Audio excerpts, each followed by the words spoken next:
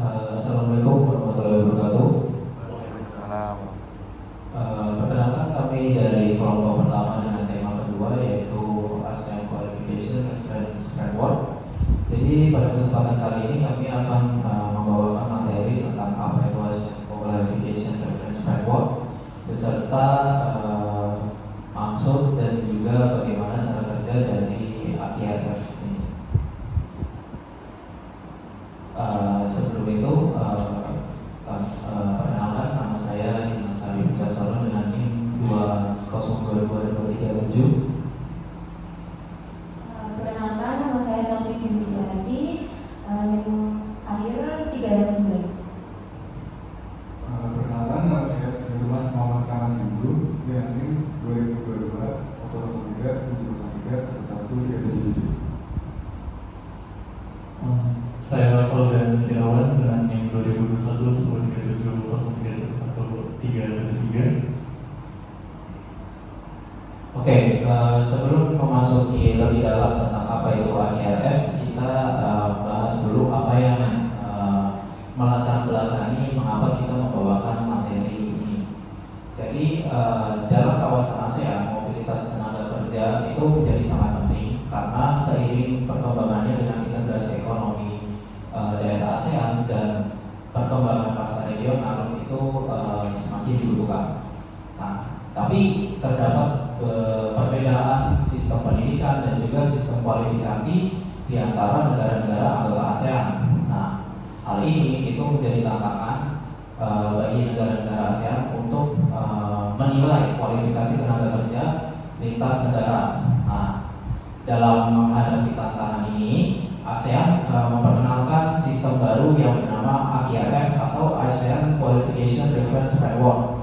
Nah, ASEAN Qualification Reference Framework ini itu merupakan upaya untuk menyelaraskan serta memfasilitasi penilaian kualifikasi pendidikan serta keterampilan di kawasan ASEAN. Nah, jadi sebenarnya apa sih AQRF itu? Nah, AQRF atau ASEAN Qualification Reference Framework itu merupakan kerangka acuan regional yang dikembangkan oleh negara-negara ASEAN. Nah, gunanya AQRF ini itu untuk menyelaraskan atau menyamakan kualifikasi pendidikan dan keterampilan di antara negara-negara anggota ASEAN. Jadi ada juga beberapa tujuan lain dibuatnya AQRF selain menyelaraskan keterampilan serta kualifikasi tenaga kerja. Yang pertama itu untuk fasilitas mobilitas tenaga kerja lintas negara. Lalu ada juga untuk meningkatkan transparansi serta pemahaman tentang sistem kualifikasi di anggota ASEAN. Lalu yang ketiga itu mendorong untuk penyelarasan sistem pendidikan serta memberikan pelatihan nasional yang berguna untuk di tingkat negara ASEAN. Lalu yang terakhir itu memperkuat kolaborasi regional. Kemudian poin selanjutnya itu manfaat dari AQRF ini sendiri. Itu dibagi menjadi 4. Yang pertama, pengakuan kualifikasi lintas negara yang lebih mudah. Kemudian yang kedua, meningkatkan transparansi sistem pendidikan dan pelatihan. Yang ketiga, memperkuat kerjasama regional dalam meningkatkan kualitas pendidikan dan tenaga kerja. Yang keempat, meningkatkan daya saing global bagi tenaga kerja ASEAN. Kemudian mungkin ada yang bertanya-tanya, bagaimana sih cara kerja AQRF itu sendiri? Nah, cara kerjanya itu AQRF ini terbagi menjadi beberapa level. Nah, AQRF itu terdiri dari 8 level kualifikasi yang masing-masing mewakili peningkatan keterampilan, kemampuan, dan pengetahuan dalam berbagai konteks kerja dan pendidikan. Nah, untuk level pertama, dia mewakili kualifikasi dasar dan kemampuan kerja yang sangat terbatas. Kemudian level 2 sampai 4 itu mewakili keterampilan operasional yang semakin kompleks. Untuk level 5 mewakili tingkat keterampilan yang memungkinkan seseorang mengelola tugas dan tanggung jawab di lingkungan yang lebih luas. Untuk level ke-6 mewakili setara dengan kualifikasi sarjana. Yang level 7 itu mewakili setara dengan kualifikasi magister. Dan level terakhir yaitu level 8 itu mewakili setara setara dengan kualifikasi dokter dengan kemampuan penelitian lanjutan.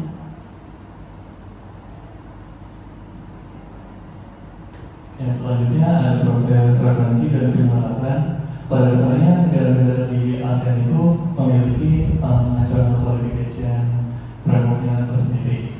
Nah, setiap negara-negara di ASEAN tersebut bertanggung jawab untuk menjelaskan kerangka kualifikasi nasional mereka dengan ADRF melalui proses referensi.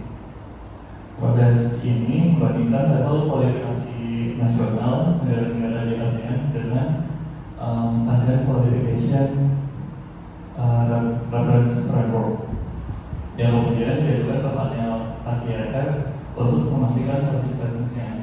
Tujuannya adalah menggunakan kemampuan kualifikasi lintas negara di ASEAN sehingga pekerja dan pelajar dapat diakui di negara anggota lainnya.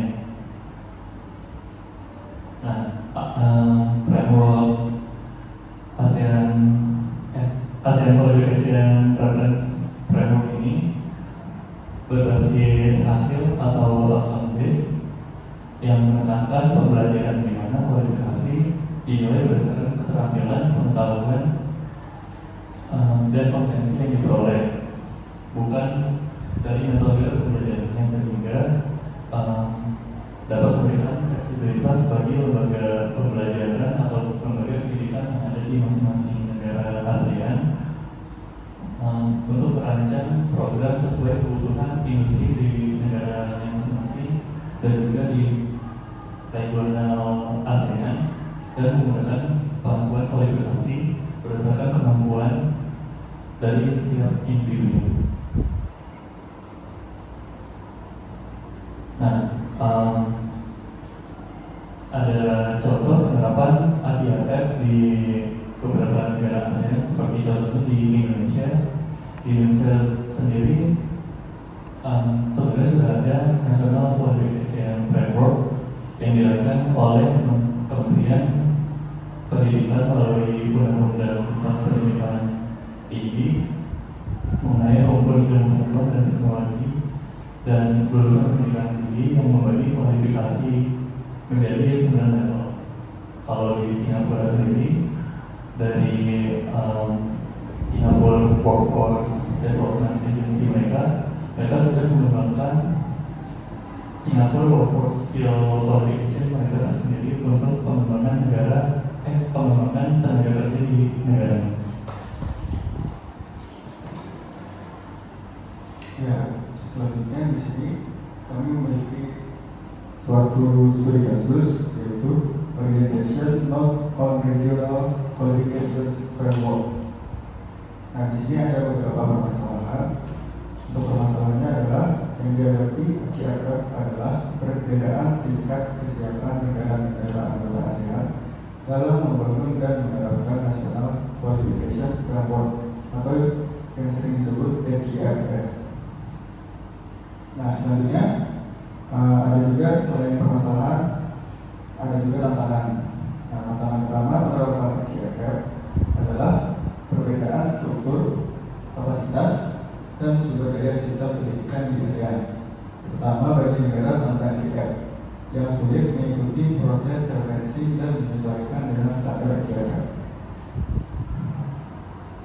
Nah, selanjutnya dari beberapa masalah yang kita diperoleh juga hasil. Untuk hasilnya ini adalah pada tahun 2021, 4 negara ASEAN yaitu Malaysia, Filipina, Thailand, dan Indonesia berhasil menyerahkan laporan referensi mereka ke AQRF untuk menjelaskan deskriptor level NQF dengan AQRF. Proses ini berlangsung transparan dengan kriteria dan prosedur yang jelas, melibatkan ahli internasional dan pengamat dari negara anggota lainnya untuk memperkuat proses tersebut.